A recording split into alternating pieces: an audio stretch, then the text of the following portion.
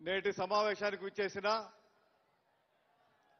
మాజీ ముఖ్యమంత్రి వర్యులు తెలుగుదేశం పార్టీ జాతీయ అధ్యక్షులు గౌరవనీయులు నారా చంద్రబాబు నాయుడు గారికి, జనసేన అధ్యక్షులు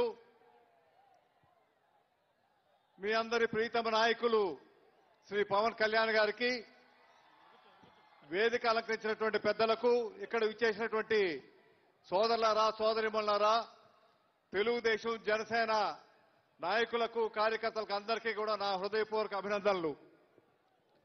ఈరోజు రాష్ట్రంలో ఒక బ్రిటిష్ పరిపాలన గుర్తుకొచ్చే విధంగా పరిపాలన జరుగుతూ ఉంది. ఏ రకంగా అయితే దేశాన్ని విభజించి పరిపాలించారో ఈ రోజు ఈ రాష్ట్రంలో కూడా అటువంటి దుష్ట పరిపాలన, ఒక దోపిడీ పరిపాలన జరుగుతూ ఉంది. ఈ రోజు ఈ పొత్తు, తెలుగుదేశం జనసేన పొత్తు చారిత్రక అవసరం. ఇది ఈ రోజు ఈ పొత్తు చూస్తా ఉంటే గుండెల్లో రైళ్లు పరిగెడతా ఉన్నాయి. ఈరోజు నిస్వార్థ బుద్ధితో ఈ రాష్ట్ర అభివృద్ధి, ఈ ప్రజల అభివృద్ధి ధ్యేయంగా పనిచేస్తున్నటువంటి పవన్ కళ్యాణ్ గారు, పరిపాలన అనుభవం ఉండి, సుదీర్ఘమైనటువంటి అనుభవం ఉండి, ఒక మంచి పరిపాలనవేత్తగా ఈ రాష్ట్రాన్ని ముందుకు తీసుకెళ్లినటువంటి చంద్రబాబు నాయుడు గారు, వీళ్ళిద్దరు కలయిక చూస్తా ఉంటే ఆ రోజు మహాభారత యుద్ధంలో, కురుక్షేత్ర సంగ్రామంలో కృష్ణార్జునులు ఏ రకంగా అయితే కురుక్షేత్ర యుద్ధాన్ని చేశారో, ఆ దుర్యోధనుణ్ణి పూర్తిగా నిర్మూలించారో, ఇప్పుడు జరగబోతున్నటువంటి మహా సంగ్రామంలో కృష్ణార్జునులుగా ఈరోజు పవన్ కళ్యాణ్ గారు, అదేవిధంగా చంద్రబాబు నాయుడు గారు రేపు జరగబోతున్నటువంటి ఎన్నికల సమరంలో విజయడంకా మోగించడం, మీ అందరి ఆశీస్సులతో విజయడంకా మోగిస్తారు. ఈ రోజు మనందరం కూడా కలిసి పనిచేయాలి. ఈ రాష్ట్రం గురించి, రాష్ట్ర ప్రజల గురించి, రాష్ట్ర భవిష్యత్తు గురించి, రాష్ట్ర రైతుల గురించి, కార్మికుల గురించి, యువత గురించి, పరిశ్రమలు రావాలన్నా, మనకు కావాల్సినటువంటి పోలవరం ప్రాజెక్టు పూర్తి చేసుకోవాలన్నా, ఒక రాజధాని పూర్తి కావాలన్నా, అదేవిధంగా ఒక స్టీల్ ప్లాంట్ కాపాడుకోవాలన్నా, మీకు ఏదైతే ఉత్తరాంధ్ర సుజల సమంత కానీ రాష్ట్రంలో ఉన్నటువంటి అన్ని నీటిపారుదల ప్రాజెక్టులు పూర్తి కావాలంటే మళ్ళీ ఈ రెండు ద్వయం రావాల్సినటువంటి అవసరం ఎంతైనా ఉంది. మనం రాష్ట్రాన్ని కాపాడుకోవాల్సినటువంటి అవసరం ఉంది. ఈ రోజు ఈ పొత్తు వల్ల వారికి ఉపయోగం లేకపోవచ్చు, కానీ రాష్ట్ర ప్రజలకు ఈ పొత్తు ఎంతో అవసరం. రాష్ట్ర ప్రజలు కోరుకుంటా ఉన్నారు, మీ కార్యకర్తలు కోరుకుంటా ఉన్నారు, నాయకులు కోరుకుంటా ఉన్నారు. ఈ రకంగా ప్రజలు కోరుకుంటున్నటువంటి పొత్తు తప్పనిసరిగా విజయవంతంగా ముందుకు వెళ్తుంది. ఈ రోజు చూస్తా ఉంటే వీళ్ళ కలయిక త్రివేణి సంగమంలా ఉంది.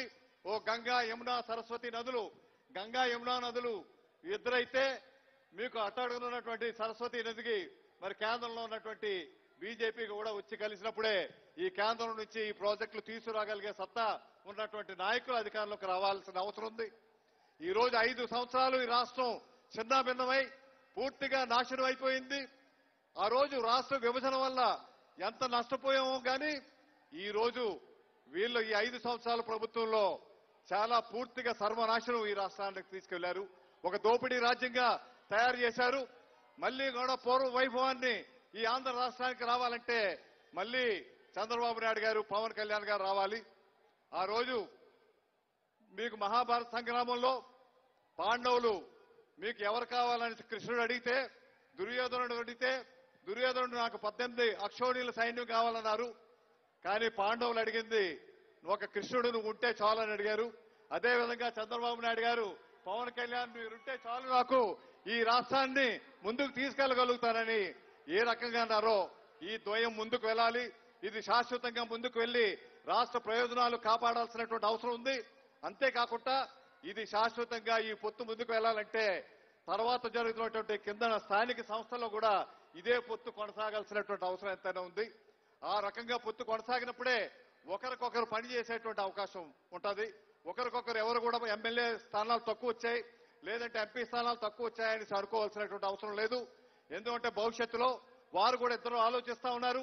స్థానిక సంస్థల్లో మళ్లీ కూడా ఈ పొత్తు కొనసాగే విధంగా అక్కడ కూడా సుమారు 30-33% మీకు జనసేన పార్టీకి కూడా ఇవ్వాలనేటువంటి ఆలోచన ఏదైతే చేస్తా ఉన్నారో అది ప్రజలు స్వాగతిస్తా ఉన్నారు, కార్యకర్తలు స్వాగతిస్తా ఉన్నారు.